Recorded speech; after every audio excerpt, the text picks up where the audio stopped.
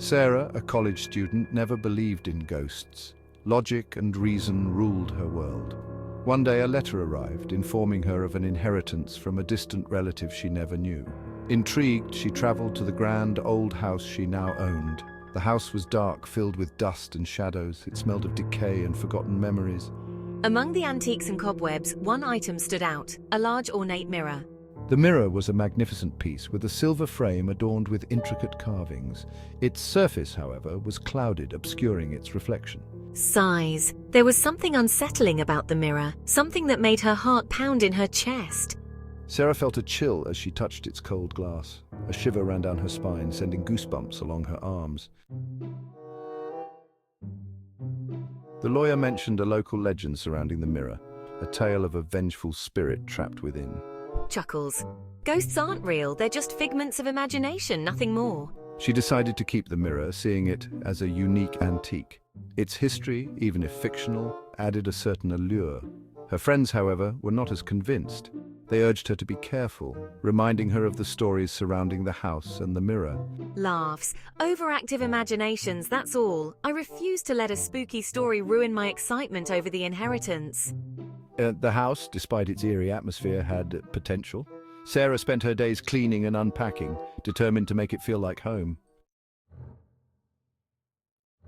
One night, unable to sleep, Sarah found herself drawn to the mirror. It was midnight, the witching hour. As she stood before it, the moon's pale light illuminated the room, casting long, eerie shadows. Whispers. What is it about this mirror? She ran her fingers across the cold glass, watching as her breath fogged its surface. Suddenly, the mirror began to glow. A faint humming sound filled the air, growing louder with each passing second. The reflection in the mirror was no longer her own. A dark figure started to form within the depths of the glass. It was tall and skeletal, with long clawed fingers and eyes that glowed an eerie red. Gasping. Oh my God! Sarah's breath caught in her throat, her heart pounding against her ribs. Fear, cold and paralyzing, washed over her, rooting her to the spot. The figure in the mirror. It moved. It reached out, its long, bony fingers scraping against the glass. A low, guttural growl emanated from the mirror, sending shivers down Sarah's spine. The figure's eyes, burning like hot coals, seemed to bore into her soul.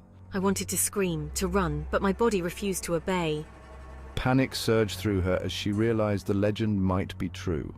This was no trick of the light, no figment of her imagination. The figure in the mirror was real, and it was terrifying. Finally, I managed to tear my gaze from the horrifying apparition in the mirror. She stumbled back, tripping over a rug and falling to the floor. Scrambling to her feet, she ran from the room, slamming the door shut behind her.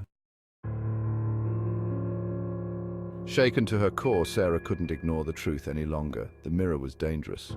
I had to know its history, had to understand the entity trapped within its depths. She spent the next day researching her family's past, delving into dusty old journals and faded letters. The legend, she discovered, was true. The mirror had belonged to a powerful sorcerer who had made a pact with a dark entity. The entity had granted him immortality, but at a terrible price.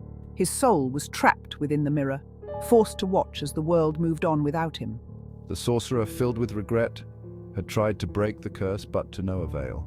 He was forever bound to the mirror, his soul at the mercy of the entity he had foolishly trusted.